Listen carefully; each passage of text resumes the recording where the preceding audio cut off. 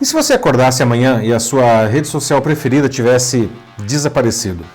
Aquele lugar que você usa para conversar com seus amigos, publicar e consumir seus conteúdos, de repente sumiu. Como que você se sentiria? Isso não é loucura, tá? No Brasil já aconteceu 4 vezes, no caso com o WhatsApp, que ficou fora do ar para todos os brasileiros por decisões judiciais. Mas agora, uma nova ameaça paira sobre todas as redes sociais de outra natureza, muito mais grave. Dessa vez, a censura vem de políticos que usam seus apoiadores nas mesmas redes, robôs e até a força do cargo para tentar piorar o nível das discussões e até encerrar essas plataformas. Quem perde? Todos nós. Por que isso está acontecendo? E o que a gente pode fazer para evitar isso? Eu sou Paulo Silvestre, consultor de mídia, cultura e transformação digital, e essa é mais uma pílula de cultura digital para começarmos bem a semana, disponível em vídeo e em podcast. Na semana passada, o Supremo Tribunal Federal iniciou o julgamento para decidir a validade das decisões judiciais que bloquearam o WhatsApp no passado. Essas censuras aconteceram porque juízes de primeira instância exigiram que o Facebook, que é o dono do WhatsApp, entregasse conversas feitas pelo programa de investigados. A empresa disse que não podia atender porque as conversas são criptografadas de ponta a ponta, ou seja, apenas os interlocutores podem ler o conteúdo, mesmo que ele seja interceptado no meio do caminho. Aqueles juízes, então, ordenaram que o aplicativo fosse derrubado no país inteiro, prejudicando o cotidiano de mais de 100 milhões de usuários. Você acha isso certo? Só que agora a discussão sobre o cerceamento das redes sociais atingiu um novo patamar. Tudo porque o Twitter começou a marcar publicações do presidente dos Estados Unidos, Donald Trump. Ou seja, limitou as suas visualizações por enaltecerem a violência. E isso deixou o Trump furioso. O Twitter sempre fez vista grossa aos impropérios de Trump e de outros líderes mundiais em sua plataforma, mesmo quando violavam seus termos de uso. Na avaliação da empresa, apesar dessa violação, frequente, aliás, essas mensagens tinham valor de notícia, então eles toleravam aquilo. Só que, por muito menos, usuários comuns eram banidos da plataforma. Agora a empresa resolveu mudar e endurecer contra esses políticos. E, em represália, o Trump assinou na quinta passada uma ordem executiva que poderia, na prática, regular as redes sociais e intervir no que se publica nelas. Em outras palavras, para combater o que ele chama de censura às suas publicações, o Trump promete censura e outras retaliações contra as redes sociais, e não apenas o Twitter. O presidente americano diz que quer eliminar o viés político das redes.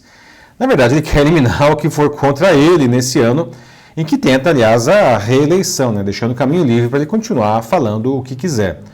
As regras das redes sociais são claras sobre o que se pode postar ali. Elas não aceitam fake news, incentivo à violência, terrorismo, racismo, ações contra a vida e a saúde. Especialistas afirmam que Trump não pode fechar empresas que não estejam violando a lei. E mesmo a censura que ele quer fazer não deve passar porque viola a chamada primeira emenda que protege a liberdade de expressão nos Estados Unidos. Sem falar que ele depende totalmente dessas redes para governar e se reeleger. Trump só está onde está graças ao contato que ele tem com os seus apoiadores via Twitter.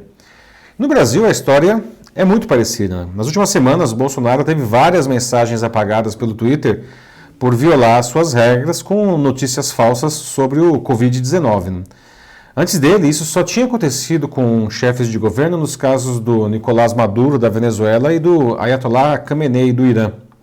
Outros políticos brasileiros também já tiveram conteúdos removidos, como o Flávio Bolsonaro, filho do presidente, o Ricardo Salles e o Osmar Terra. Bolsonaro também já teve conteúdos eliminados no Facebook e no Instagram, segundo a empresa, por, entre aspas, causar danos reais às pessoas. Bom, daí surgem as grandes perguntas. Será que essas ações das redes sociais são um ataque à liberdade de expressão?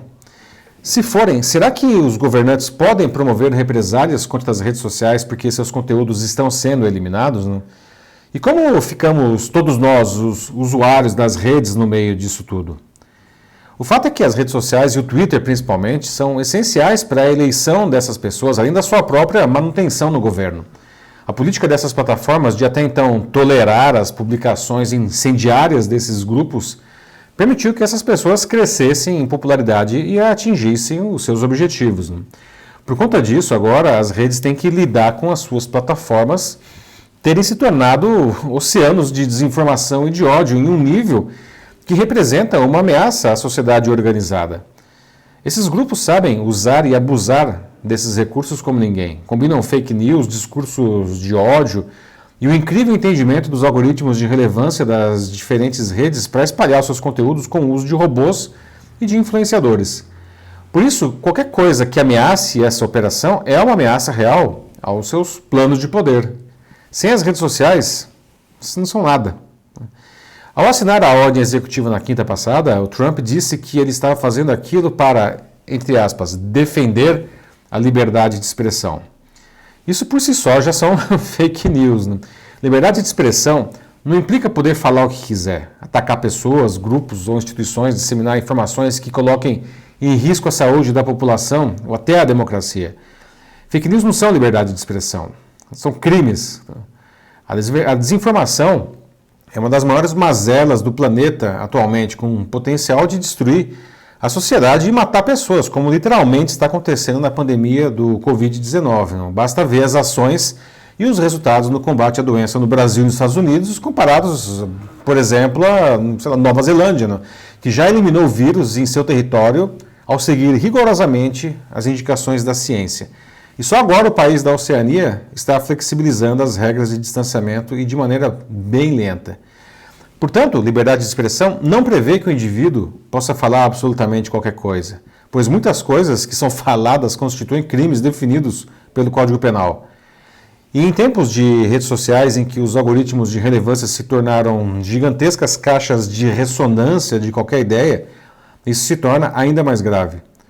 Por isso as redes sociais podem e devem sim coibir essa prática. Isso inclui eliminar ou limitar publicações de qualquer pessoa, mesmo de presidentes, que violem seus termos e o próprio conceito de civilidade. E uma última ressalva que precisa ser feita. Os grupos conservadores acusam as redes sociais de perseguição política, pois são os que têm mais publicações eliminadas. Bom, o combate às fake news, à desinformação, ao discurso de ódio deve ser feito igualmente contra todos que pratiquem isso. Se há mais publicações do grupo A sendo eliminadas que as do grupo B, é porque o primeiro abusa muito mais dessas práticas. De novo, esse combate ele deve atingir todos esses conteúdos de todo mundo. Assim sendo, nenhum governante ou grupo de poder pode legitimamente tentar cercear as redes sociais por elas eliminarem as suas publicações que promovem esses atos nocivos à sociedade. Isso é uma intimidação digna de uma ditadura, usando recursos ilegítimos e prejudicando toda a população. E nós, os usuários, o que a gente pode fazer para ajudar? Bom, em primeiro lugar, a gente precisa parar de acreditar em tudo que a gente vê nas redes sociais. Por mais que a gente apoie um político, a gente deve ser crítico ao que ele publica, pois muitos fazem qualquer coisa para se manter no poder. Nós somos a chave para combater as fake news.